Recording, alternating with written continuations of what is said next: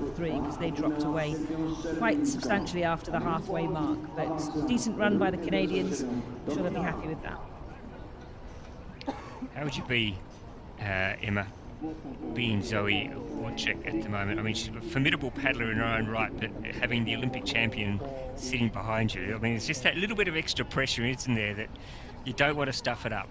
You're sitting there thinking, God blimey, I've got the Olympic champion sitting behind me. I mean, one way to be like, wow, it's so good, I feel so safe, I feel like I've got the best paddler in the world behind me. But on the other hand, it's also like, oh, I hope it all goes well, because she's watching everything I do. She's watching my back the whole way. Yeah, there's definitely no slacking off when you're in the front of the boat. But I'm sure, hopefully, she's really embracing that as an opportunity and seeing the real value in it. And obviously, she's really young. You know, she's only just 20, so she's got a huge amount that she can learn from Katie Vincent. So I'd be excited if I was her in that boat right now. Yeah, and Katie's someone who's so generous with her time and her knowledge, and I'm sure that she is handing on tips and suggestions on how to prepare for a race, how to get in the best mindset before you get out on the water. So good chance for Zoe to be a sponge, I guess, and to soak it all up and to utilise that information and that knowledge from this experience. Interesting that, as you said, Emma, the Canadians trying a few different combinations, just seeing what works best. This is the year to do it, no doubt about it. And then you sort of knuckle down for the last 3 or so years leading into the Olympics just on a hopefully locked away plan that you can work on. All right, I think we've got, there we are, Canada, China, Poland. Now we're moving the start buckets back to the 1,000 metres, so we've got a little bit of a break here, about 5 minutes or so. So we might just take a quick break to top up our water and regather our composure, and then Emma and I will be back in 2 or 3 minutes for the first of the women's K1 1000 heats.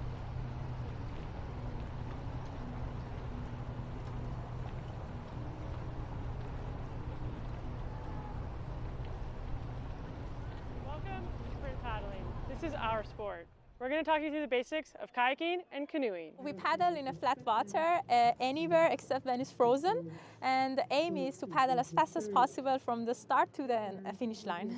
I'm a kayaker, and as a kayaker I paddle sitting down, seated, with my feet like that, and we paddle with a double bladed, and we paddle left and right like this. I'm a canoeist. I spend most of my day in a canoe. We are standing on whiny and paddle with only one blade. We have individual races, we have double races, and we have races with 4 people in one boat together. So quite complex. Individual, obviously you race alone, and then it's an individual sport, and in the team boats you race together as a team. We have 4 different distances, 200 meters, it's more short, 500 meters and 1000 meters, and the most long is 5K. Okay, so now you know everything you need to know about our sport, and please follow along and also, of course, get out on the water.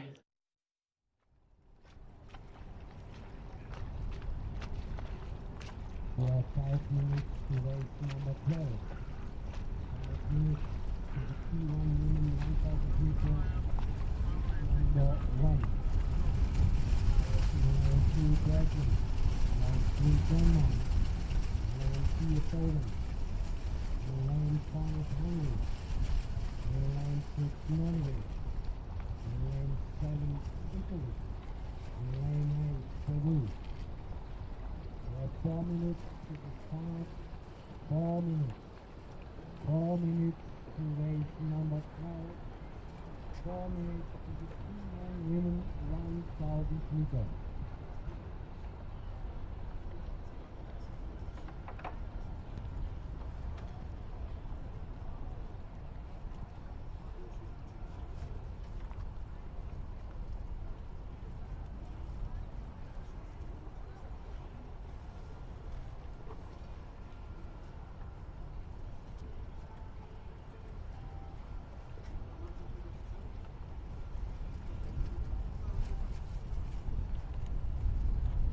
We have 3 minutes to race number 12. 3 minutes to the T1 women 1000 meter heat number 1. We have in lane 2 Belgium, lane 3 Denmark, lane 4 Poland, lane 5 Hungary, 6, Norway.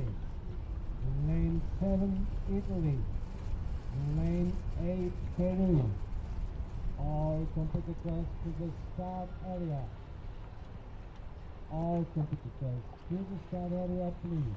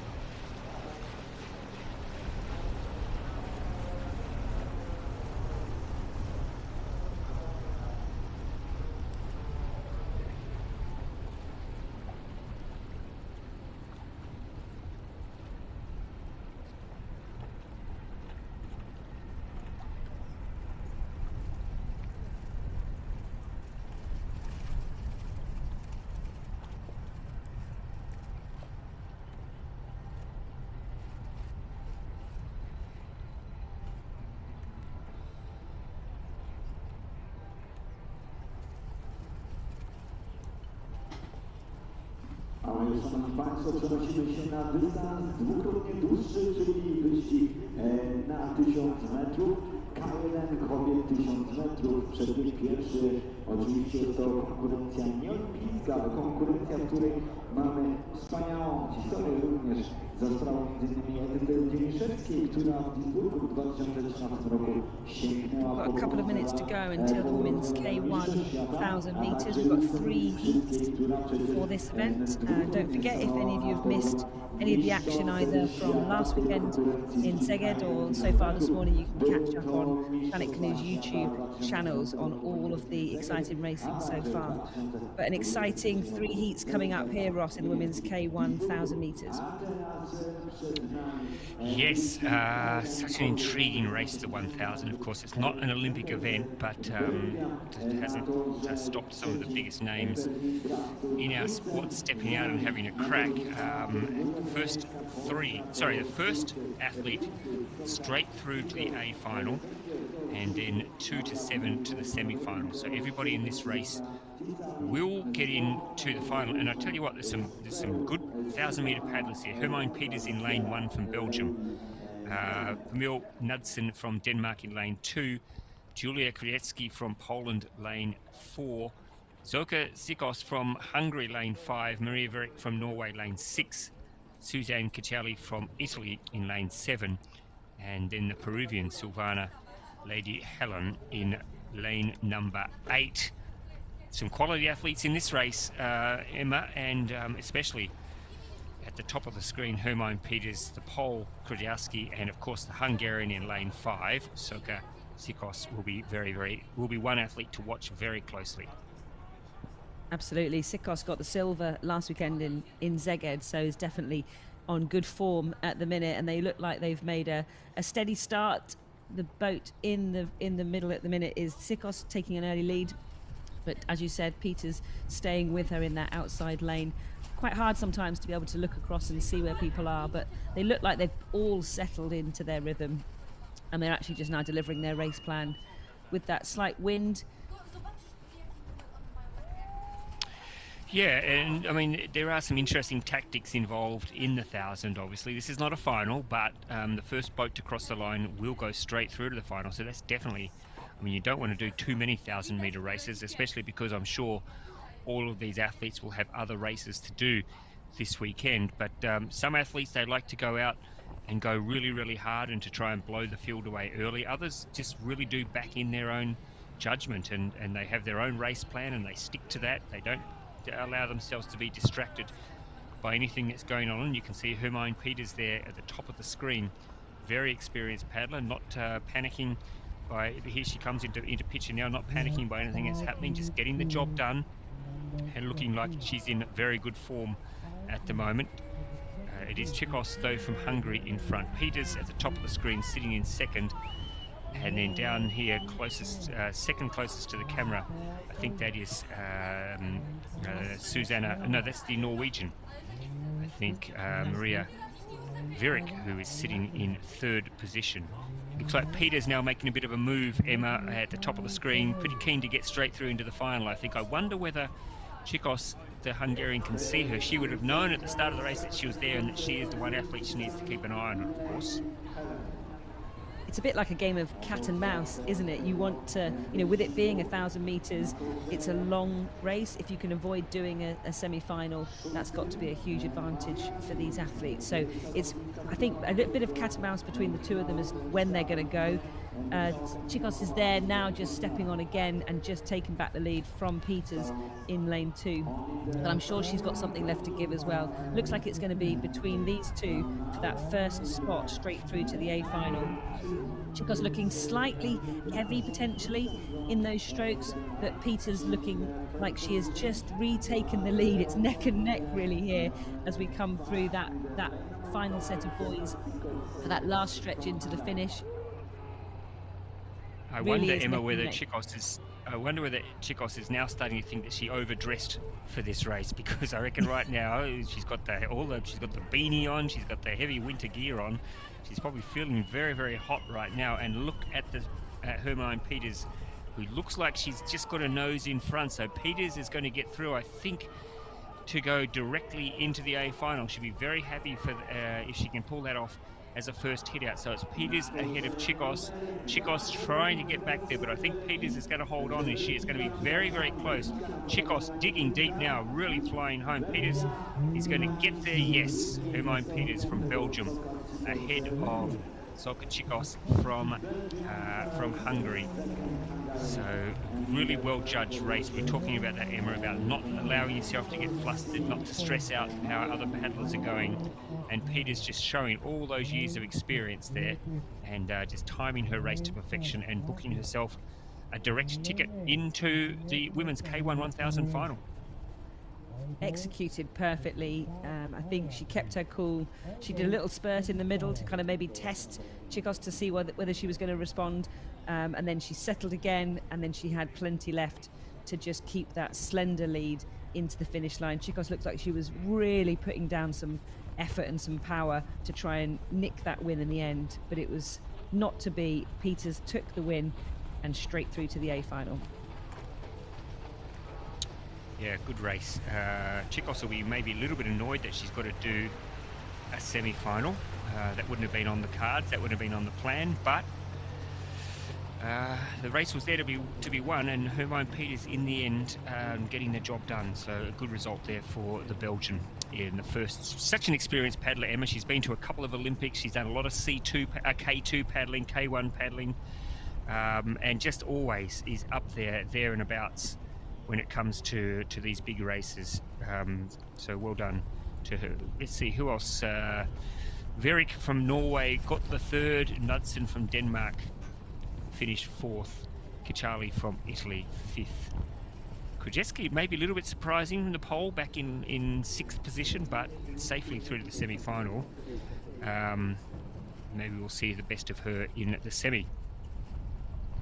I think again that's a great example in a race of where people know they're not in contention for that spot that's straight through, so they settle and they just deliver the race with this as less energy cost as they possibly can. But there's the confirmation, 3:57.01 for Peters, with Chikos just behind, missing out on going straight through to the A final. All right, Jasmine Raywood once again this week, just making a statement with her choice of colours that she's wearing. We were talking about this last week with Elise Wood. She was very put off, Emma, by some of the Australians wearing different colour shirts, and it's like Jasmine Raywood has come out this week with another different colour shirt. So maybe the coaching team at Australia have said, well, you can march to the beat of your own drum, you can wear what you want, because Jasmine Raywood is wearing the bright green this week. Good luck to her. At top of the course, Nan Wang from China. Gee, she was impressive in the 500 last week. She's racing here in the 1000. Next to her, Weronika Maciejska from Poland, then Jasmine Raywood from Australia, Zoe Clark from Great Britain, Elizabeth Klavina from Latvia, and Saman Soltani, who we saw in that excellent video telling us a little bit about what canoe and kayaking is all about. She is representing the refugee athletes in lane number 8, closest to the screen. Good to see Zoe Clark paddling here and going out there and having a crack at the 1,000, but let's keep an eye on Nan Wang. She was so impressive last week, Emma, in those shorter distances, and now she's here having a crack at the 1,000. Yeah, it'd be really interesting to see how she steps up to the 1,000-meter distance. You can see the Australian Raywood also taking the lead now. Obviously, that green top is powering her forward. She's just pulling out to about 3/4 of a boat length on Zoe Clark, who's had a fantastic start. Really, really pleased to see Zoe doing so well. She combines her training with some teaching assistant work back at home, so it's a hugely busy schedule, but nice to see her racing this longer distance. And Wang now just coming past Zoe out in that lane 2, chasing down the Australian, who has got a lead that she is now just edging forward, settling into, I think, looks like the wind might have swung round a bit from where I'm sitting. But the Australian looking like she is just in control of this race, settling into a nice rhythm as they're approaching the halfway point. It's a really good point you make there, Emma, about Zoe having a daytime job. Not many canoe sprint, kayak sprint, Paracanowe athletes make enough money out of this sport to be able to be full-time professionals. A lot of them have other jobs, and they need to balance hectic training schedules with hectic travel schedules to try and fit it all in. It can be very demanding on athletes. It's very hard to get a good boss who will let people take that time off to travel to the other side of the world or to travel to these sorts of events. Zoe would have needed to get time off today and tomorrow to come here and paddle, and I'm sure she's been training as well. So it's a really good point. There are not many of these athletes who have enough money behind them to be able to be full-time athletes. So there's a real, and Emma, maybe we can talk about this a little bit later on today when we see the para athletes. I'm sure you're very fortunate. You've got a fantastic program at Team GB with support for the athletes and that, and I guess that gives you a real advantage. But we can talk about that later when we get into the Paracanowe heats later on this morning. But look at Nan Wang now. She's getting herself into a real rhythm here, taking it out there with Jasmine Raywood, the Australian, just now settling back into second. But Nan Wang, and she's been very, very impressive. She was impressive last week, and she's gone out again today and just flicking the afterburners on at this stage of the race, and has got herself into a nice commanding position. And Zoe Clark there just getting up alongside the Australian now, Emma. Yeah, fantastic to see. I think Wang has probably got herself that first position through to the A final. It'd be interesting to see whether Zoe and Jasmine, the Australian, fight it out for second, or whether they both settle, knowing that they're going to be safely through to the semi-final. Zoe looking really calm and in control, paddling so nicely, looking like she's got her eyes on the finish line, and she is just letting that boat run across the water.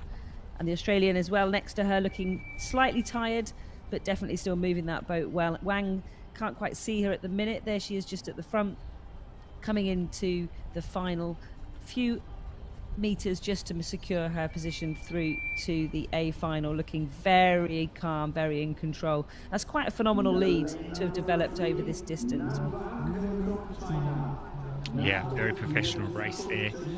Zoe Clark, I don't know when any of the kids back from the school where she works might be watching, but they'll be very excited to see Miss Clark getting down there and finishing second, and Jasmine Raywood finishing in the third position. So Nan Wang straight through to the A final, and I'm already licking my lips in anticipation, Emma, for the K1 1000 women's final, because in the next heat, the third heat, we've got some of the biggest names from ZKaj going head to head, and I tell you what, it's going to be one of the highlights, I think. Even though it's not an Olympic event, I love the 1000, the women's K1 1000. There's so much argy-bargy that can go on during a race. So Nan Wang through to the straight through to the final, where she'll join Hermione Peters, who's also through from the first heat. Yeah, I think this next heat is going to be a closely fought battle with only one spot, obviously, going straight through. I'm sure that Amy Fisher and Rendesi from Hungary are going to both be wanting that spot to save them doing a semi-final. So it's a really good field in this next heat, heat 3 of the women's K1 1,000 meters. Right, so we have in heat 3, we have 1, 2, 3, 4, 5, 6 boats. So everyone will go through to the semi-final. The question will be, gee, it's so impressive, Nan Wang. I'm looking forward to seeing her development over the next 4 years. She's obviously integral to China's plans for Los Angeles. They're testing her out, seeing where her strength is. So I'm really looking forward to seeing how she develops over the coming years. There's Zoe Clark. She'd be pretty happy, I think, Emma, with that race, wouldn't she? She finished second and probably learnt a little bit about herself in that race. Yeah, I think she should be super impressed with that and happy. I think she showed a great start, and then she showed the kind of calmness and the resilience to come past the Australian to take second spot. So yeah, to be second to Wang, I think is pretty good in anyone's book. There's your confirmation. China first, Team GB second, Australia third. Great to see Salman Sultani up there in 4th position. A little bit off the pace, but through to the semi-final. All right, so we have Kitty Proper in lane 1 from the Netherlands, Lingyi Chen from China in lane number 4, Esther Rendesi from Hungary in lane 5. Next to her, last week's gold medalist Amy Fisher from New Zealand. Next to her, the German Finja Hermansen, and then in lane number 8, representing Turkey, Hilal Avci. Be interested to see what Amy Fisher's tactics are here. Of course, she won the 1,000 last week, but didn't get the result she might have wanted in the 500. So let's see what her approach is this week about getting that balance right. But she's off and made, as you would expect, Amy Fisher, a very, very good start. So Fisher in lane 6, right next to her. The person who'll probably be chasing her home will be the Hungarian Rendesi. Yeah, absolutely. You could tell from the first stroke there that Amy Fisher means business. She just got that timing perfectly out the bucket and has already got a boat length lead on the rest of the field. Looking very, very strong. The Chen in lane 2 is just currently ahead of Rendesi in lane 3 from Hungary. But in lane 7, Hermansen from Germany chasing down Amy Fisher, but no one really able to stay with the New Zealander as she stretches her lead. Again, just there's such a fluid rhythm about the way that the Kiwis paddle, and Fisher showing the world how it's done as she stretches that lead. She's already nearly 4 seconds up on the rest of the field. So have they all decided to settle possibly for the semi-final, Ross? I think they might have done. Look, I was going to ask you, Emma, I guess when you look at, when you turned up at the course today and you had a look at the start list and you saw that Amy Fisher was in your heat, I wonder whether already you'd be thinking, okay, I'm not going to go out there and go hammer and tong with Amy Fisher. I'm sure I could challenge her, but do I really want to do that? Probably not. So let Amy go out and do what Amy does, and I'll just paddle my own race back here and be content in the knowledge that I am going to go straight through to the semi-final no matter what. So I wonder whether there was that mindset. I mean, I can't imagine, with the exception maybe of Esther Rendesi from Hungary, that there would have been too many on that start line who would have thought, I can really, really challenge Amy Fisher for this win here. I think most of them probably had the mindset that they'd be just happy to have a good hit out on the water here. Look at that distance now. I mean, goodness me.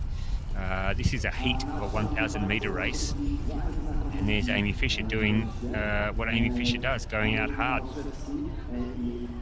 Yeah, and I think that also is the sign of a great athlete, Ross. She could be dropping off her pace, she could be settling and just stay ahead of the rest of the field, but she's not. She's executing her race as she wanted to execute it. I'm sure she's got more in the tank as well, which is pretty terrifying for everybody else. But yeah, pretty phenomenal to see her deliver that race. Just regardless of what everyone else is doing, she's wanting to give herself a test and to execute it, and that's pretty phenomenal to have that sort of gap in 1,000 metre. It really is. Wow, this is super impressive. We spoke about it last week, Emma, about the disappointment that she felt after Paris. It didn't go her way. She was really disappointed in her final race. And after taking that decision to skip Tokyo, She really had a point to prove. She didn't get to prove it in Paris. And now Los Angeles, I mean, is it going to be her last Olympic campaign? Who knows? But she certainly really wants to make amends in the next 4 years as we get the build up towards LA in 2028. And look at that. I mean, goodness me, you could not get a more comprehensive result. Amy Fisher, and she doesn't look like she's overextending herself, Emma. I mean, you can read body language for paddlers better than anyone. She doesn't look like she's overly exerting herself, does she? No, not at all. I think she is going to be definitely someone that the others are going to fear. Just taking that first position with absolute ease. Everybody else, I think, settling. But even if they weren't settling, they were never going to be able to compete with Amy today. She really did deliver something extraordinary. For the others to experience her wash is obviously quite unusual in a canoe sprint race. So yeah, really impressive, and I think a great example of an athlete that has been able to take the disappointment that they've experienced and turn it into a positive. She looks focused, she looks committed, and she certainly looks out to right the wrongs of Paris for her. Indeed, I am really looking forward to now Fisher v Wang v Peters v Chicos in this final, this women's K1 1000 final. It'll be interesting to see how hard they all go. But in particular, I think Fisher versus Wang, that is going to be something worth the price of the popcorn to get in and watch. We'll await confirmation, but absolutely no doubt at all about our winner, Amy Fisher. I think in the end, maybe Hermansen from Germany just tipped out Rendesi from Hungary for second and third. But in the end, it doesn't really make any difference. They're all safely through to the semi-final. What are you reading there of the conditions, Emma? It looks there's a little bit choppy, but it's not too bad, is it? We've got the Paracanowe athletes coming up very, very soon. What do you think they'll make of these conditions here? Yeah, I think the chop and the waves can be challenging for the Paracanowe athletes, obviously with the differing ranges of core function. It can, even within the same race, you can have very different athletes experiencing the conditions due to the function of their core. So I think it does look quite choppy. I think I've seen it worse here. So let's hope that they are embracing the conditions and have probably been out and had a bit of a paddle to acclimatise. But there's the result of that K1 women's 1,000 metres. Amy Fisher, 3:59.24, 14 seconds ahead of the German Hermansen in second place and Rendesi from Hungary in third. But all of those athletes making it through to the semi-final, and Amy Fisher straight through to the A final. Yeah, 14 seconds. Well, all right, we're moving the starting buckets to the 200-metre mark now for the men's C1 200. So we've got 3 or 4 minutes till that race starts. So we'll just take a short break, and then we'll be back very, very soon to run through the start list in the first of the men's C1 200 heats. Lane 3, Ukraine. Lane 4, Slovakia. Lane 5, China. Lane 6, Georgia. Lane 7, Hungary. Lane 8, Uzbekistan.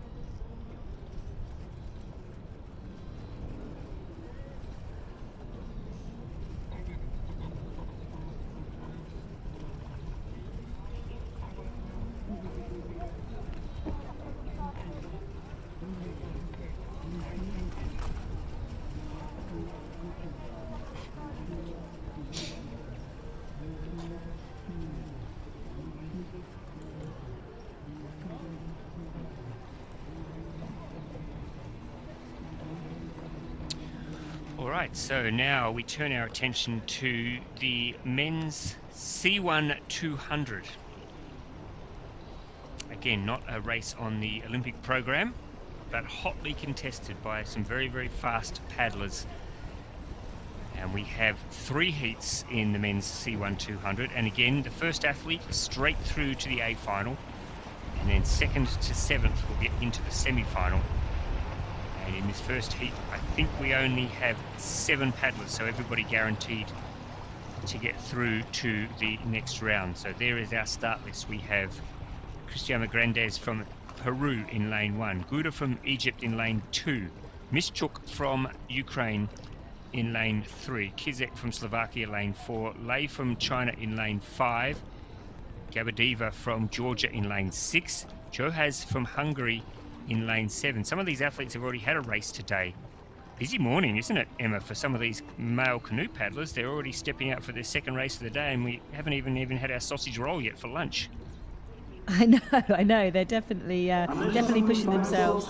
It's interesting to see that. I think in all of these heats, we've only got the gold medalist from last weekend, Yu from China. So I think we are missing the silver and the bronze medalists from WZKaj last weekend. So it'll be interesting to see who steps up into those spots. I was impressed with Gabadeva. There he is on screen last week. I'm expecting Taras Mischuk from Ukraine. He's a very, very competent canoe paddler. This will be his first international hit out for the season, so I'm looking forward to seeing how he goes in lane 3.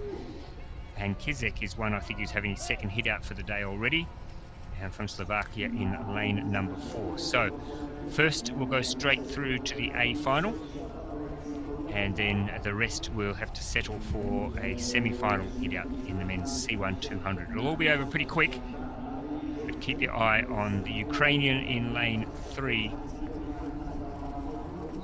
the Georgian and the Chinese paddler as well. It's a very open race, the 200. As they move into position.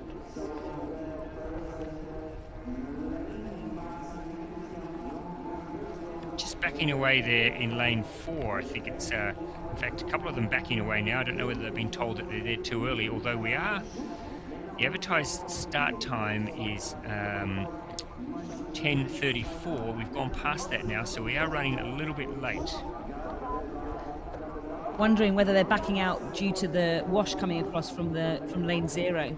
They might have seen some boats paddling up there to go and warm up for their races, and they might have decided to just back out for that. But that's quite unusual to see all of them backing out. The only thing I can think of is the wash is disrupting them. Yeah, well spotted, Emma. We don't have that lane that we have in WZKaj where the athletes can travel down to the other end of the course. It's a separate lane. A few of the courses around the world have it, but we don't have that here in Poznan, which can be a bit problematic at times if a lot of athletes go past at once, heading up to the top of the course, when you've got athletes here trying to stay in their canoe.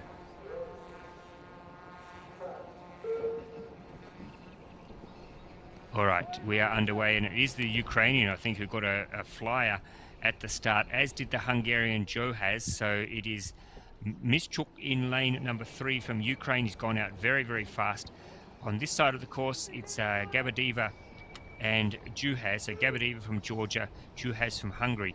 It's a good race on here because the first one to cross the finish line will go straight into the A final, and at this stage it does look like it's the Ukrainian Mischuk, Emma, who's just holding a lead from the Georgian and the Hungarian. Yeah, it's absolutely no chance to make a mistake in 200 meters. It's absolutely to the line, and it's so close on the line. I think that's going to be a photo between Mischuk, the Ukrainian, and Johaz, the Hungarian. I can't quite call it between the two. I definitely think third was Gabadeva from Georgia. Yeah. I reckon the Ukrainian may have just held on. Not by much, but I reckon he just got it. Certainly the cameras seem to think it might be Taras Mischuk, but flying finish there from the Hungarian. But we'll wait for the photo finish.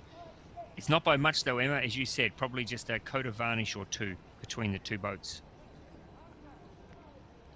Yeah, that's what I love about the 200 meters. It's absolutely fly or die out the bucket, and half a stroke wrong can cost you the race. It's so exciting. And I think for the spectators to be able to sit there and see the start and see the finish directly in front of them, it's a real spectacle. So absolutely, I think the cameras agree with you, Ross, with Mischuk getting the first place, but let's just wait for confirmation. Real power. You can see there Gabideva just literally trying everything he can to get up with the boats, but the boat bouncing more than flowing over the water, and just losing out in that last little bit. But let's see what the photo finish says. It's a tight one. It's a really tight one. I don't know, in fact, now that I look at it. I think it might have been Juhas. It's so close. It is so close. Let's wait there. Having another look at the photo. He thinks it's him.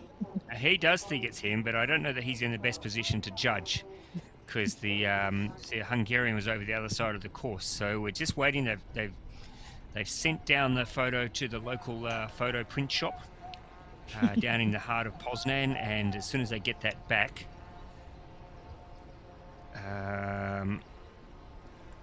all right, now this is interesting. I've just opened up the page here, and it has Juhas from Hungary first. It has Gabideva from Georgia second, and Taras Mukchuk may have been disqualified. Did he go out of his lane? Did he go out? We'll wait for confirmation on that, but I'm looking at the page. No, now they've just corrected it. Oh, God. Sorry, Ukrainian fans. Mischuk did get, I think... Oh, actually, no. Don't listen to me. I don't know what I'm talking about. So they're fiddling around with that at the moment. We'll come back to that, because we'll look at Heat 2 now. And we have in lane... We have only 5 athletes in this field, so that's a little bit disappointing. We have Alfonsi from Italy. We have Kajawa from Poland. We have Chen from Taipei. We have Andrei Rybachuk from Ukraine in lane 6. And Emiliano Lopez down here closest to camera from Mexico. In fact, there's someone else out there paddling who's not on the list with a tick. So what have we got there? 1, 2, 3. No, we do have 5, don't we, Emma? We have 5 in this race. So a little bit disappointing. First, we'll go straight through to the final. The rest will go into the semi-final. And look at lane 1. That is Matej Alfonsi, who has flown out of the start. Keep your eye on the Ukrainian Rybachuk. He is also a very, very good paddler. What are the chances of Ukraine possibly winning the first 2 heats? But it is the Italian who's gone out the fastest, Emma. Yeah, Alfonsi's definitely got a higher stroke rate at the minute than the Ukrainian, but the Ukrainian looks really powerful as he's surging his boat forward. I definitely wouldn't discount him at this stage. Alfonsi in lane 1 is probably going to just nick it just on the line, but the Ukrainian with a great lunge for second. Poland coming through in 4th, Taipei in 3rd, and was it the Ukrainian? The Ukrainian just missed out to Alfonsi, so the Mexican came through in last place, so they'll all be safely through to the semi-final. But I think Alfonsi stole the win there, but definitely don't discount Rybachuk for the semi-final. Definitely one to watch. Definitely. Just going back, Emma, now we have got the results up on the up on my page here, and it was Mischuk from Ukraine by let me just have a look here, 40.94, and Juhas 41.04, so not much in it at all. 0.08 of a second, is that right, between the two? But Mischuk getting through in the first heat, and the second heat it is going to be the Italian Alfonsi, just ahead of Rybachuk from Ukraine. So straight through to the final, Matej Alfonsi.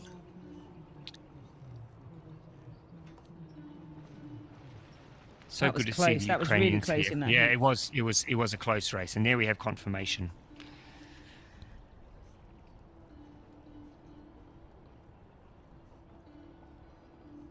Excellent. So we've got one more heat in the men's C1 200.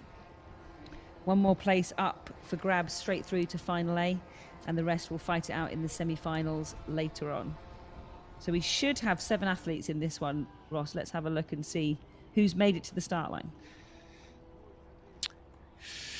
Yes, not with any confidence, I say we should have. Yes, look at that. So we have Poland, China, Denmark, the United States of America, Canada, Taipei, and Japan. So we do have 7 athletes there. So they'll all get through, but just one of the athletes, the winner, will go straight through to the A final. So we have Kolidich from Poland in lane 2, Yu from China in lane 3, Neve from Denmark in lane 4, Kasperbauer from the United States in lane 5, Kralik from Canada in lane 6, Weng from Taipei in lane 7, and Hashimoto from Japan in lane number 8. This is the final heat of the men's C1 200. Then we've got some K1 200 men, and then we have the first of our Paracanoe races. So that's coming up very, very soon for Paracanoe fans watching around the world. But let's turn our attention first of all to this race here. Kenneth Kasperbauer was impressive, the American, last week. You, of course, the Chinese paddler. Keep an eye on him. The Canadian, of course, as well, Kralik. But they're underway, and it looks like at the top of the screen it is Yu from China, as you might expect. Right next to him, the POL, Kolidich. So they've gone out hard, Emma. They're right next to each other, so they can definitely see the tip of each other's boat, and they know that only one of them can go straight through to the final. Yeah, Yu obviously hugely confident after his gold in Szeged last weekend, looking like he is gunning for that first place straight through to the final, looking good for it at the minute. Real power on his boat. It's going to be close on the line, but the Chinese paddler Yu is going to get it, closely followed by Kolidich from Poland, so the home crowd will be pleased with that. And then I think it was Neve from Denmark who maybe finished third in that race. But yeah, Yuban Yu taking his form from last week into today, and he has got the job done and will go straight through to the final. Chinese have had a good morning so far here in Poznan. So much depth in their team, and good to see them turning out in full force at our opening 2 World Cups of the year. Don't forget, we've still got this year, because we take a bit of a break after this, but of course there are European Championships coming up, and then there are World Championships coming up this year in Milan in Italy, which I'm looking forward to. We've also got under-23 and Junior World Championships. It's a busy, busy calendar for this year, the first year after an Olympics. It'd be fun to go back to Milan, though. Great course, haven't been there for a few years, so it'd be nice to go back there and have a World Championships in Milan, which, of course, Emma, they're hosting the Winter Olympics there as well, so they're having a busy 12 months. They are, absolutely. It's a great course in Milan. I remember it really well from 2015. The water is so blue. I had some good racing there, so yeah, it'd be really exciting to be back in Milan and seeing what the world can do after this great few weeks of setting up their performances, see where they've taken it in a few months' time. There is your confirmation. Yu from China, Kolidich from Poland, and Kralik from Canada. They are your top 3 place getters. Everybody else through to the semi-final. All right, now we turn our attention to the men's K1 200. There are 3 heats in this, and again, first place goes straight through to the final, and then 2nd to 7th go into the semi-final, and then the rest are out. And I'm looking here at the start list, Emma, for this first heat, and it does look like we have 9 athletes. So a full field of 9 athletes. So that means 2 of these athletes will miss out on going through to the semi-final. So we have in lane 1, Tomitsuka from Japan. Lane 2, Danilenko from Ukraine. In lane 3, we have Wolilik from Poland. Lane 4, we have Achuna from Argentina. In lane 5, Van der Westhausen from Australia. Lane 6, Karatz from Latvia. Lane 7, Sayed from Egypt. Lane 8, Scott from New Zealand. And then U from Singapore in lane number 9. So a full field. And I mean, this really is a splash and dash, isn't it, Emma? The men's K1 200. I remember at the Rio Olympics, I think when Liam Heath won the gold in Rio, and it was like there was just water flying everywhere, and at the end you could sort of just make out the boats in between the shower of the water that was going around everywhere. It was such a fast race. It's disappointing it's no longer on the Olympic program, of course, but you know, we are restricted by the number of medals that we can have and the number of athletes, so it is disappointing that it's no longer there. But I'm so happy to see a good, strong field here for the K1 200 in Poznan.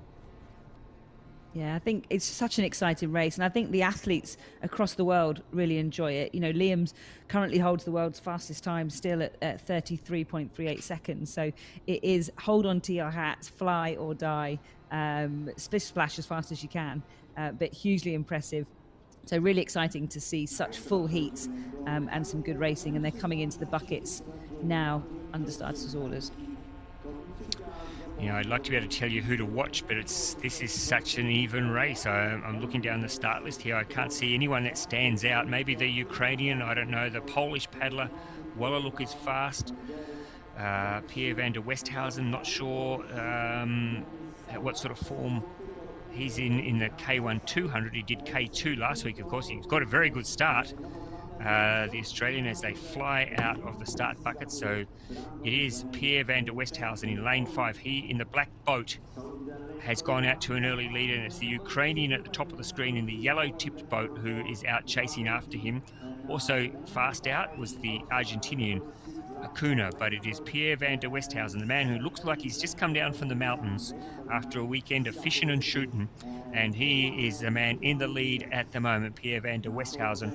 I think he's going to hold on to the lead and take the win. Danilenko takes second, but van der Westhausen straight through to the men's K1 200 final. He'd be pretty happy with that hit out, Emma. Absolutely. One of my favourite power beards of last weekend. Glad to see it's looking on point again this weekend. So I think he'll be really happy with that. Super strong start, and he held on to it all the way through. So that's a real confidence boost for him as a young athlete. And hopefully he can take that on into his K2 as well. I think he's doing K2 later in the weekend. Yeah. Beards are definitely back in Australia, I can tell you that. I've been spending a lot of time in Australia, and the beards are still hanging on. Tell me, what's the go in GB, Emma? Are beards still in the UK as we head into a summer, or are most people shedding their winter coats to prepare for that brilliant sunshine that you get bathed in over all those months in the UK? We do have to be careful with all that sunshine, but I think the mullet is still hanging around quite a lot amongst the male sporting population. But it used to be the tash, didn't it, in Australia? But the beards seem to have made a comeback. I think I prefer the beards to the tashes, but don't tell Dylan Littlehales that, because he's still sporting a hugely he rocks the Australian good tash. He rocks the good tash. And can I just say, on behalf of all Australians, I do apologise. I sort of feel like there we are, confirmation, Pierre van der Westhausen getting through and straight into the A final. I sort of feel like we introduced mullets to the world. I sort of feel like, and I know what happened. It was during COVID and during the lockdown, and Australians didn't get a chance to get out. We were sort of locked in Australia for a long, long time, and we didn't get to see, and we forgot about the rest of the world, and we forgot about what's fashionable and what's not. And for some reason, people just drifted back to the late 80s and early 90s, and I don't know whether they were just reminiscing and watching old videos of Neighbours from that period, and they thought, gee, that's a good haircut that Jason Donovan was wearing back then. I'm going to do the same thing. And so Australia, cutting edge, led the world with the mullet for so long, and great to see that the British have embraced it, Emma. I think we've moved on from it in Australia, though, so good luck with that. Pierre van der Westhausen, yes, and Danilenko from Ukraine. Okay, let's have a look at heat number 2. And again, 9 paddlers in this field, so fantastic, which means 1 to go straight through to the final, 2 to 7. In fact, I'll just go back now. I should have had a look to see who missed out in that first heat. I think it was Tomatsuka from Japan and Sayed from Egypt, I think, who both missed out on going through. So positions 8th and 9th will miss out here. Good field, this one. Wow, this is a good field. So we've got in lane 1, Pikon from Slovenia, Harap from Ukraine in lane 2, Sismadia from Hungary, I'm expecting him to go very fast in lane 3. Wang from China in lane 4. Boraki from Poland, who was very impressive last week, in lane 5. Now, I don't think the Iraqi is there, so maybe we do only have 8 in this field. The Iraqis didn't turn up last week, and I don't think they've turned up again this week. Roberts Akmans, he is a speed machine from Latvia in lane number 7. Diego Popper from Mexico in lane 8. And then in lane number 9, representing Venezuela, it's Daniel Roman. The Mexican Popper, born in 2008, so he is a youngster in this field. We've got Baraki, who was 2006. So a couple of teenagers, and then Roman, who was 2004. So a couple of young bucks in this field. Emma, who will throw caution to the wind, I'm sure. They have nothing to lose. Absolutely. It's just literally an opportunity for them to go out and show the world what they've got, knowing they've got hopefully an exciting career ahead of them. So it'd be really interesting to see. So keep your eye on Baraki from Poland in lane 5. Zizmadia from Hungary in lane 3. And Wang from China as well will probably be. But look at Baraki. He has flown out of the starting blocks in front of his home crowd. There he is, lane 5. He's gone out like the proverbial and possibly has an early lead, although look at up there, it's the Hungarian Sismadia as well, who's gone out very hard. In fact, look at him go. He is pinning the ears back now, Sismadia, and really making a statement. Looks like Pikon from Slovenia there. Where is Roberts Akmans from Latvia? I'm expecting him to be out. There he is in the purple boat. Here he comes. Coming through. Yep, but it is Sismadia, I think, from Hungary, who will get the bickies ahead of Pikon from Slovenia.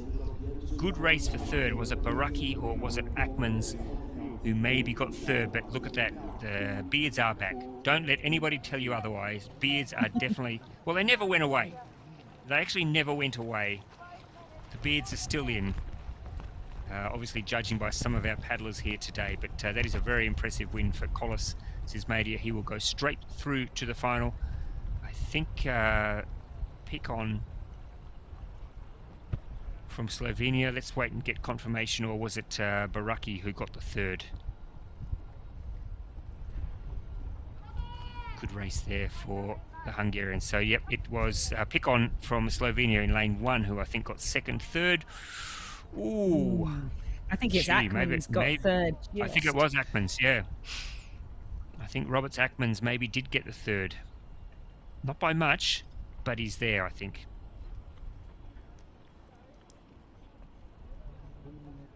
Just waiting for the official results. It was a good race, yep. There we go. Fine. There the results confirmed.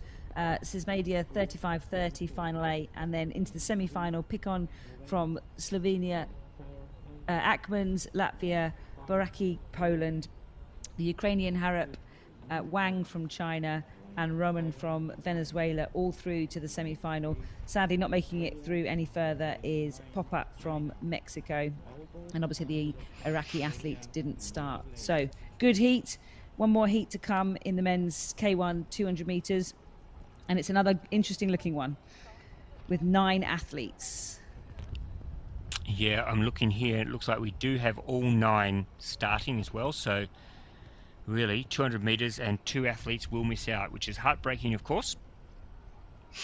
But we have Georgia in lane 1, Singapore lane 2, Slovenia lane 3, Hungary lane 4, Norway 5, New Zealand 6, Japan 7, Australia 8, and China 9. So it'll be Kavalishvili from Georgia. He's a speed machine in lane 1. Lur from Singapore in lane 2. Schmidt from Slovenia in lane 3. Balaz Burkaz, very fast, from Hungary in lane 4. Eid, who was a bit of an excitement machine last week, from Norway in lane 5. Lagarth from New Zealand in lane 6. Sake from Japan in lane 7. Torrens from Australia in lane 8. And Lin from China in lane number 9. Good field, Emma. Yeah, really strong field. Again, really going to hopefully be a tight finish to the line. I expect it to be an explosive start. Don't take your eyes off the Georgian athlete or the Hungarian athlete, and don't discount the Norwegian Eid as well. I think will be up there. Just waiting to come into the buckets. It's first athlete will go straight through to the final, then 2 to 7 all through to the semi-final, and unfortunately in this a field of 9, 2 athletes will miss out. So yep, look at that. Beards are going well today. I don't know whether there's an advantage, but just maybe if you're watching at home playing spot the beard, and there's another one. So the beards have won the first 2 heats. And I don't know, Emma, whether there's probably somebody who's watching at home who's an expert in this field. Has there ever been, in the history of canoe sprint, kayak sprint racing, a day when athletes with beards won all the heats in a certain discipline? There's one for historians out there, because that's what Balázs Berkas is trying to do, to complete what would be a triumvirate of beard winners here in the men's K1 200. He hasn't got the job done yet, though. There's a few blokes out there who might like to knock him off as we get underway. That's got to be a false start. I'm sure that lane 3 appeared to be out the bucket before the buckets had even dropped, but they didn't call it, and they're obviously the experts. Wow. He got a huge jump.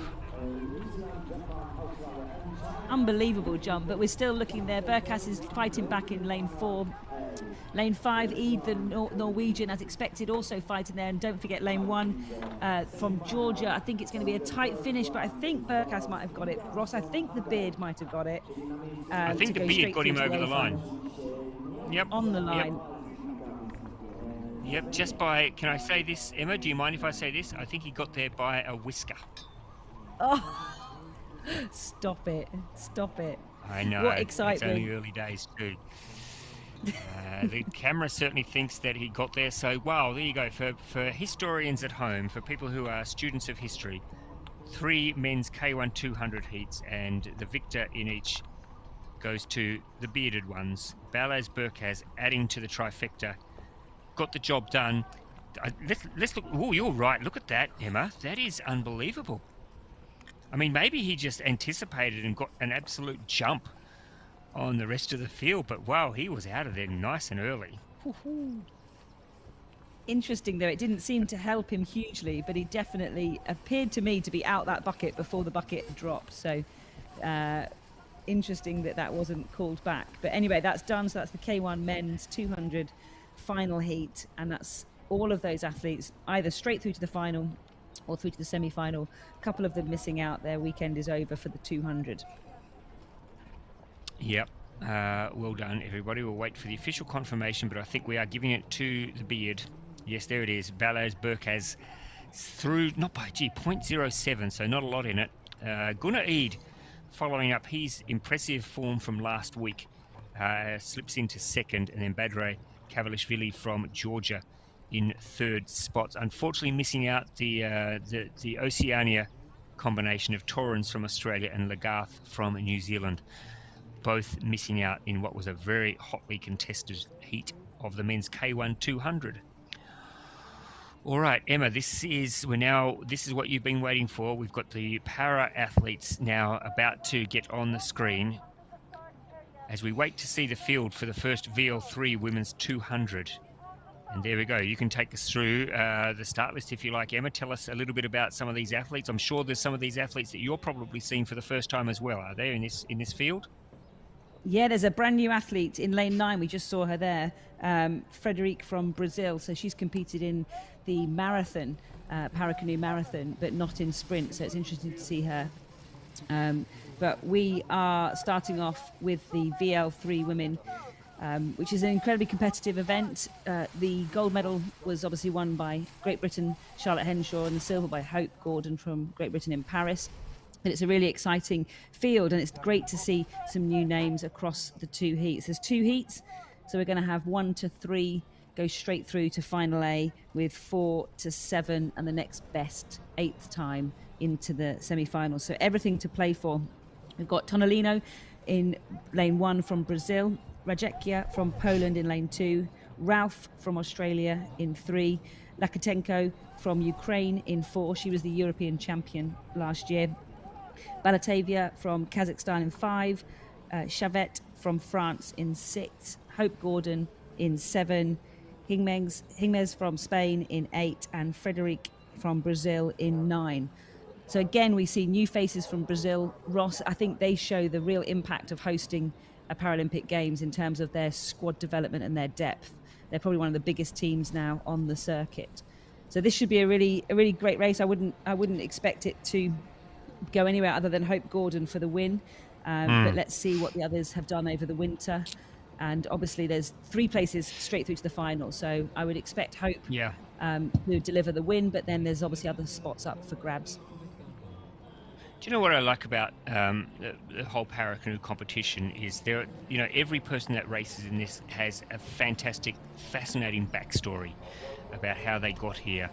And because Paracanoe is still, in many, many ways, still such a young sport, it's been in 3 Olympics now, of course. But, there are a couple of athletes in this field who are in their 40s, and I think that is fantastic, that athletes at this stage of their career are turning to a sport like Paracanoe and finding that they're so comfortable in it and still able to compete at the top level. And in lanes 1 and 2, the Brazilian Toniolo and the POL Regaka, they're both born in the 70s, and isn't it great to see them out here racing and taking on some of the best in the world? So keep your eye on Hope Gordon in lane 7, Natalia Lahatenko, of course, from Ukraine in lane 4 as well, and it looks like Baltabayeva from Kazakhstan. Emma, but I'll leave this to you. You can call this race because you know what's going on better than I do. Yeah, they look like they've had a good start. Hope Gordon, not necessarily always the quickest off the start line, but she has a fantastic back end. From France in lane 6, Cavette is also just slightly in the lead. Really looks like she's stepped on from last year, putting down some power. It'll be interesting to see if she can hold on to that.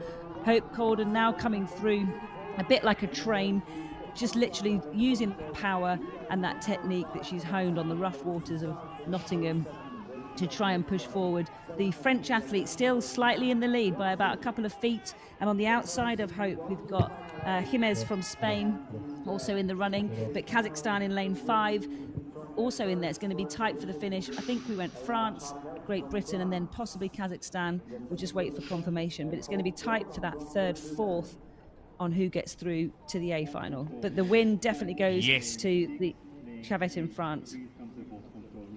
Yes, good call, Emma. And yes, we should mention top 3 go straight through to the final. So Hope Gordon safely through. But is that a little bit of a surprise, do you think? I mean, I know that Hope was probably well aware that she was in that top 3 position.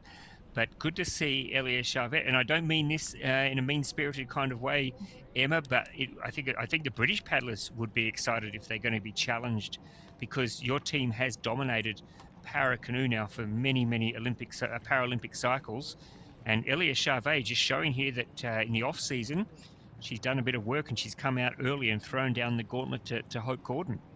Yeah, absolutely. And I think it's fantastic for our sport. Obviously as a team, we want to be dominant and to be world leading. But this event in particular needs competition. It needs the rest of the world to really kind of step up. And we've seen that there with Chavette, literally looking like she's done a huge amount of work over the winter. And I'm sure she'll be delighted with the win. I don't think Hope will be panicking. She's had a bit of time off since Paris and has then built back in. So I think this is a great opportunity to lay a marker down. But fantastic to see the French athlete steal the win there. Yep, and there's Hope. Is that a new boat for Hope, or maybe new paintwork? Is it, Emma? So those are the boats that we had for the Paris Games. So that would be. They blend in nicely. They blend in nicely with the water. You don't know where the boat stops and the water begins, don't you? It's good camouflage, that's for sure. It looks like Hope Gordon's sitting on top of the water. It does indeed. It does indeed. I think she calls it wee donkey, that whole boat. So she is not always a big fan of that boat when it's difficult to manage in the wind at Nottingham. But you're right, it does blend in. So hopefully in stealth mode she'll be able to come through and deliver it in the final. But there's the final result. So not a particularly fast run. It's 60.8 seconds for Chavette, final A. Gordon, final A. Lakatenko, final A. And then semi-finals for Jimenez, Ralph, Tololino, Batitavia and Frederick and Radekia miss out, unfortunately, on the semi-final this time round. But one of them might get through as fastest 8th place. Yes. So let's now turn our attention to Heat 2. I'll tell you the start list, and then Emma can tell you who to watch. And there are some, wow, this is a stacked heat. So we have Bohuslavska from Ukraine in lane 1. Emily Pay, who I think is a new name. I'm not familiar with Emily, from Australia in lane 2. Mari Santilli from Brazil in lane 3. Sangeeta Rajput from India lane 4. Monika Kukla from Poland lane 5. Anya Adler from Germany in lane 6. Erika Scarf from Canada in lane 7. And Charlotte Henshaw in lane 8. I think Blanca from Spain might be a late scratching. This is a very strong field. I mean, Charlotte, obviously the standout paddler there. But Anya Adler, Erika Scarf, I mean, these guys have been paddling for a few seasons now. Very, very formidable paddlers, Emma. Yeah, absolutely. I don't expect them to trouble Charlotte Henshaw. She's had a great winter after having a bit of a break after Paris. She's a very, very competent paddler. You can see paddling on different sides. The wind that is blowing will affect those paddlers slightly. So you can see Charlotte will normally paddle on the left-hand side just to try and adjust her boat on the start line to get in lane. But actually her main competitors in Scarf and Adler also, you know, probably managing those conditions on the start line well. It's definitely a challenge in those big VAR boats to get the line right. You can see Charlotte just backing out. That shows her experience. She's not happy with her line, so she's just taking the time to back out. She's noticed that the others are now doing it. So you can see it's going to get a bit messy. Over in lane 2, there's a boat that is completely wonky, and that's Emily Pax, who's from Australia. It's her debut competition, so that's a really tricky course and tricky conditions to try and manage when it's your first experience. So I'm sure hopefully she'll take a deep breath and be able to set herself. But this can create a bit of havoc on the start line for these athletes. I can remember in Moscow, Ross, back in 2014, I think we were held on the start line for about 11 minutes as boats struggled to get in and out of the bucket. So it's definitely a challenge, but I'm sure she will set herself now. Important to stay calm. Yes, not get stressed about it. There's, you know, they're very generous with their time, and they'll give Emily a chance to, especially given this is her first meet, a chance to get it right.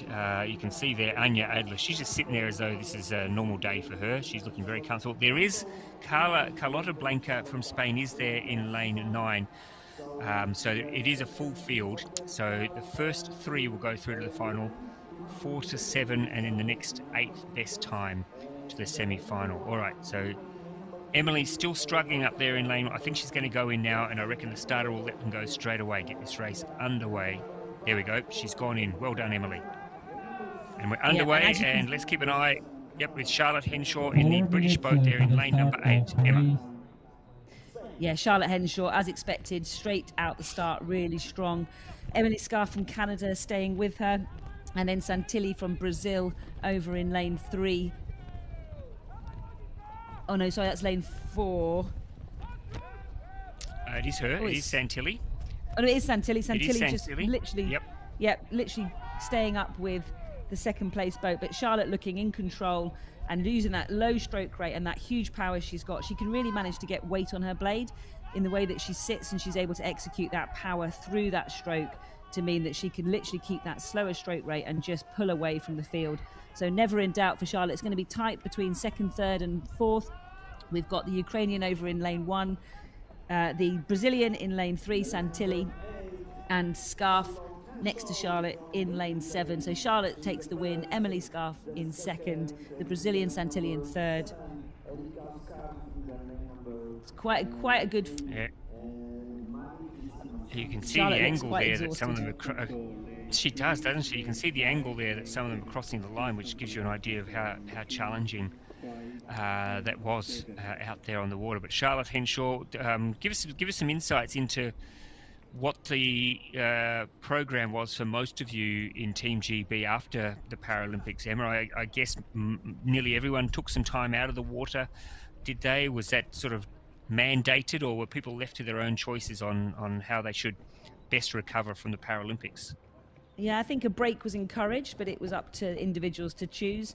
I know that lots of the athletes took a big chunk of time off, although they were obviously still doing training on the land and in the gym through the winter, not necessarily back in their boats full time until January. But definitely, you know, Charlotte was one of the athletes that came back to do some stuff pre-Christmas, but it was really as a program we started back properly in January.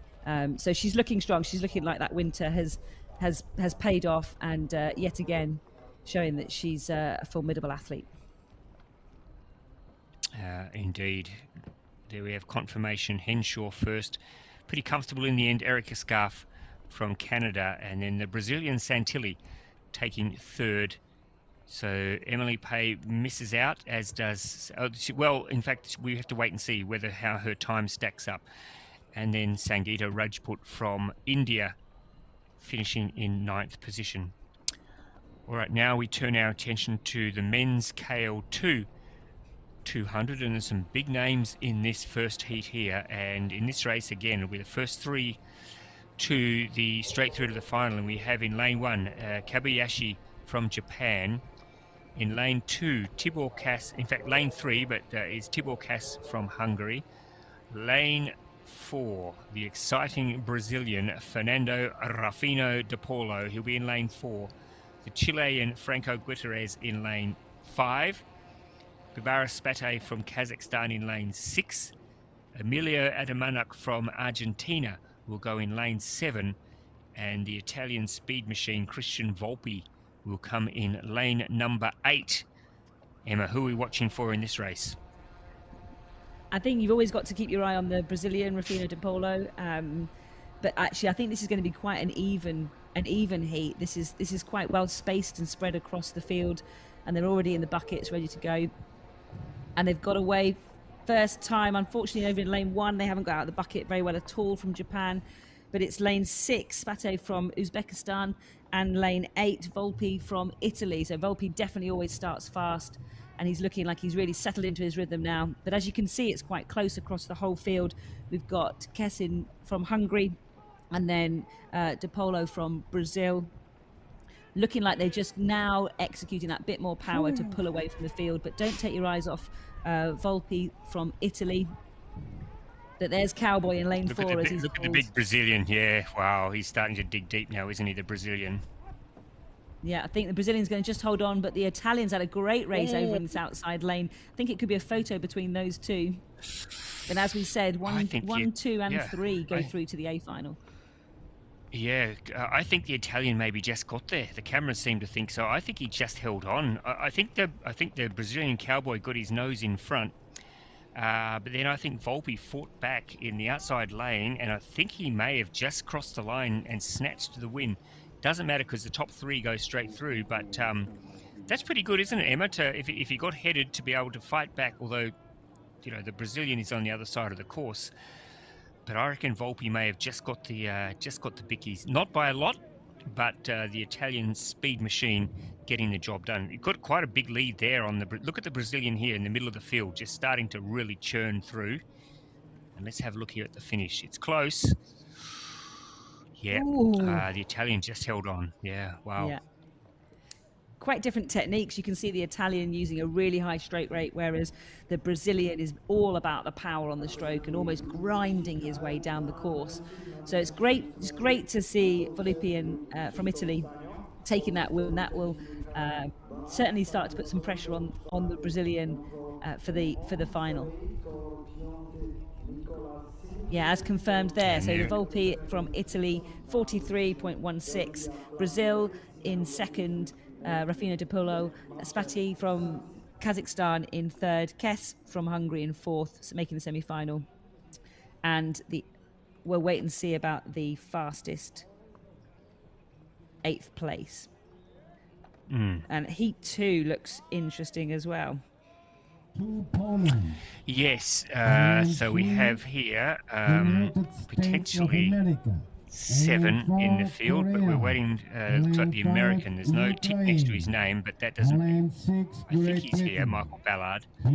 So we have in lane number 2, we have Krzysztof Stanio from Poland. Lane number 3, Michael Ballard from the United States. Lane number 4, representing Korea, Yunho On. In lane number 5, we have Mikhailo Sinyuk, the Ukrainian, who I suspect, alongside David Philipson in lane 6, they will be the two who will be going at each other for most of this race. Flavio Retz from Brazil in lane 7. And in lane 8, we have Mehdi Demash from France. So good field, as you said, Emma, but Mykola Sinyuk from Ukraine is a formidable, experienced paddler. David Philipson, what sort of form's he bringing to Poznan? I think, you know, he has definitely celebrated his silver medal from Paris, and deservedly so. I think it's a long-awaited medal for him. He's taken a slightly different approach over the winter, but he is back training, and I expect him to start really, really strongly, and probably put Sinyuk under some pressure in that first kind of 50 meters or so. But it'll be interesting to see how they fare towards the end of the race. Dave's got a brand new boat. You might notice it's got a shark's face on the front of it. Yeah. So he's delighted with that. So it'll be interesting to see. I expect him to start really strongly. He's always very explosive out of the bucket. But let's see how it plays out in the last 50 meters or so of the race.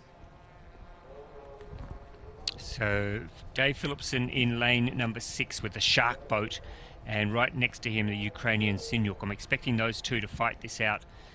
Looks like lane 7, Reitz from Brazil, missed the start a little bit, but Dave out of the blocks very, very fast, Emma, and really making a statement early on. Yeah, he absolutely flew out the box. I wasn't sure whether he was going to get a false start on that slightly early stroke, but he's looking strong as he's executed his starting process and his acceleration phase of the race.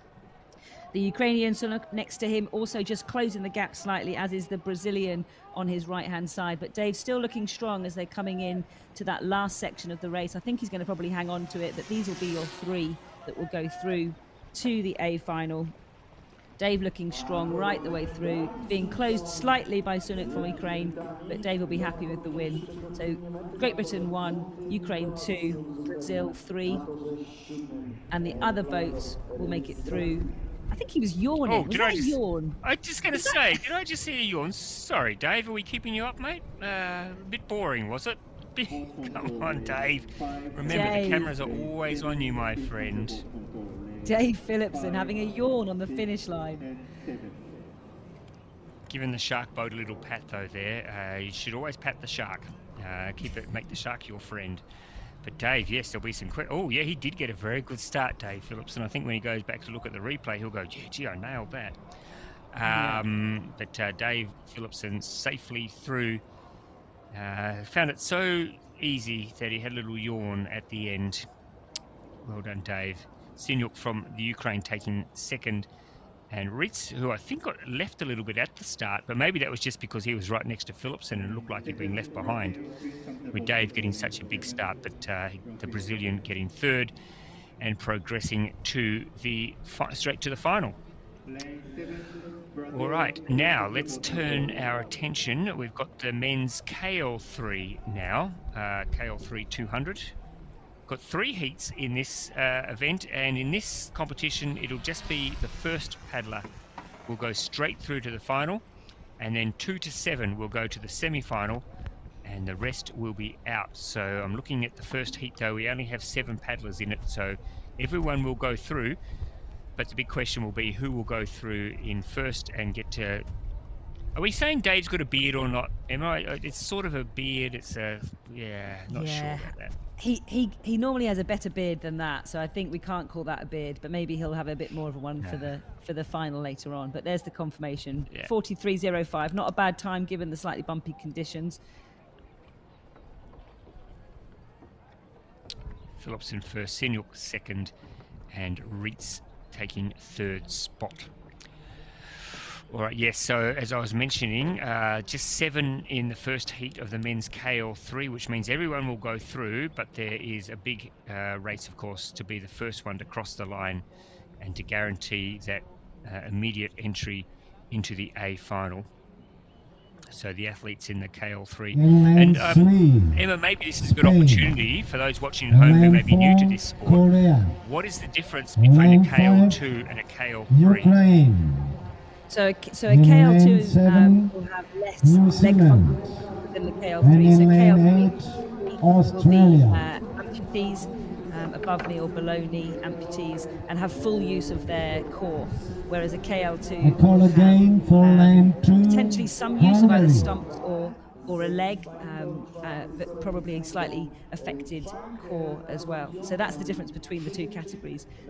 But you'll see some very fast racing in this heat here. I think Valle from Spain in lane 2 is going to be one to watch. Although he didn't grab a medal in Paris, he was definitely in the running and was the world champion, or is the world champion going into this. So keep your eyes on Valle.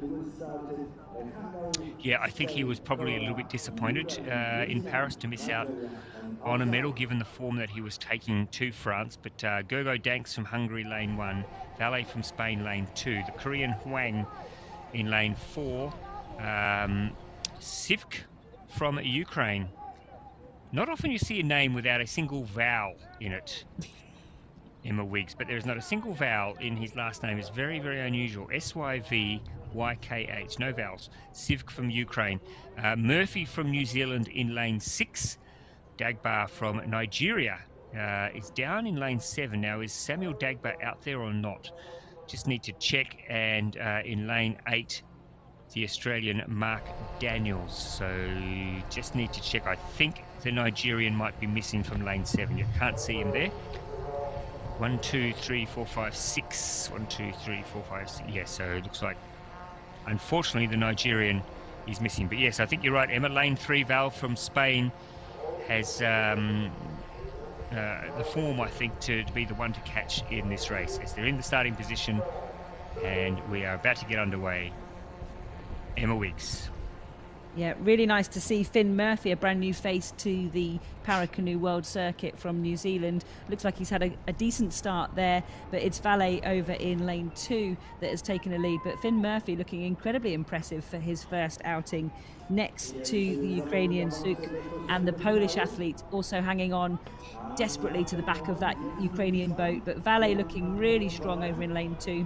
But what a paddle from Finn Murphy for his first time out, racing against these athletes that have huge experience. He's laying down a fantastic first effort. Valle looking like he's just easing off now slightly as he knows he's going through to the A final. Murphy got a second, the Ukrainian Suk in third. Then we've got Poland in 4, Australia Mark Daniels over in lane 8 came 5th. Obviously Dylan Littlehales isn't here competing at this World Cup, so it's nice to see Daniels getting a run out as well on the world stage. But yeah, good race. Looked quite comfortable for Valle. He did, and yeah, but the New Zealanders have a habit of this, don't they? You turn up at the start of a new Olympic cycle and they've unearthed a paddler from somewhere who just comes out and catches our eye. And Finn Murphy's the man who's done that today, because that was a really, for a first race on the international stage, Emma, that was pretty impressive from the New Zealanders. So I'm expecting him to grow over the coming weeks and the years leading up to the next Paralympics. But for a first hit out, that is very, very impressive. But Val, yes, just showing us his World Championship winning form there. Getting across the line, just looking, he's probably thinking, who's that in the black that's just come second? I've never seen this bloke before. Who is he? It's Finn Murphy from New Zealand. And then Andrei Shik from Ukraine finishing third. And great to see Mark Daniels competing. He's obviously raced in the VAR before, but hasn't raced in the kayak. So again, showing how these athletes are really adaptable, and if their classification allows, they can move between both the VAR and the kayak. So it's a challenge. You don't see many people doing it and medaling, because obviously you have to split your time. But there's confirmation. Valle 41.58 into the final A, and then semi-finals for Murphy, for Svek, for Hwang, for Daniels, and for Danks. So Nigeria didn't start. No. So I'm looking now at the field for the KL3 men's second heat, and it does have 8 names on the start list. We'll wait and see And there is a familiar face. Yeah. There is a beard. A familiar face, but racing for a different country, Emma. Yeah, it's really great to see Melnyov back. You know, he's a legend of our sport. Used to compete for Ukraine and is a Paralympic champion, multiple Paralympic champion. Since the Tokyo, where he won gold, he has then stepped away from the sport for a few years and is now competing for Georgia. So, you know, our sport needs big names. It needs the big characters. It needs the incredibly impressive athletes in it. So it's fantastic to see him back on the start line. He's also going to have probably quite a tight race against Yupinov from Ukraine. I expect them to be going toe to toe as they go down the course. Yeah, he was definitely missed during the Paris campaign and the Paris Olympics, but there are reasons behind why he did it, why he chose to step away from the sport for that 4-year cycle. But it is exciting to see him back. He is representing Georgia. When he was last, he looks like he's thinned down a bit. Maybe Georgia suits him. He looks like he's shed a few. He looks like a lean, mean racing machine. So it'll be fascinating to see after 3 years away from the sport, basically, Emma, what sort of form he brings. But in lane 1, we have Pazio Porto from Brazil. Lane 2, the Frenchman Kirill. Lane 3, representing India, Kvarev. Lane 4, it is Yepifanov from Ukraine. And then Yemelinov from Georgia in lane 5. Choi from Korea in lane 6. Hayashi from Japan in lane 7. Martinez from Spain in lane number 8. And I think this is going to be absolutely between lanes 4 and lanes 5. But as they come, sure they're all preparing and getting ready for that bucket to drop, to explode out. But keep your eyes on lane 4 and lane 5.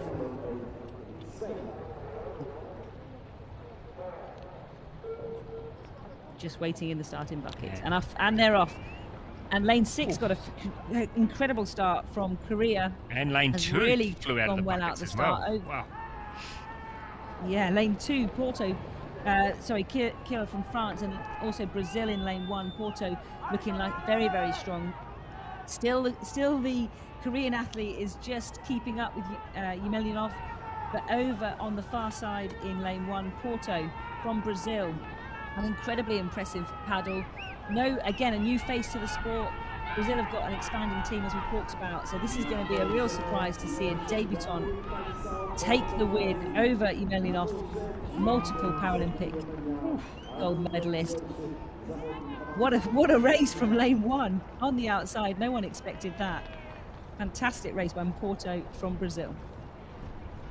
Yeah, he's only 21, Porto, so exciting to see him come through and lay down a bit of a challenge to Yemelinov, who obviously he's going to take a couple of races, Emma, to get back into the zone. I think he'd still be pretty happy. He hasn't gone straight through to the final, but maybe he won't mind that. He's now having to go through a semi-final.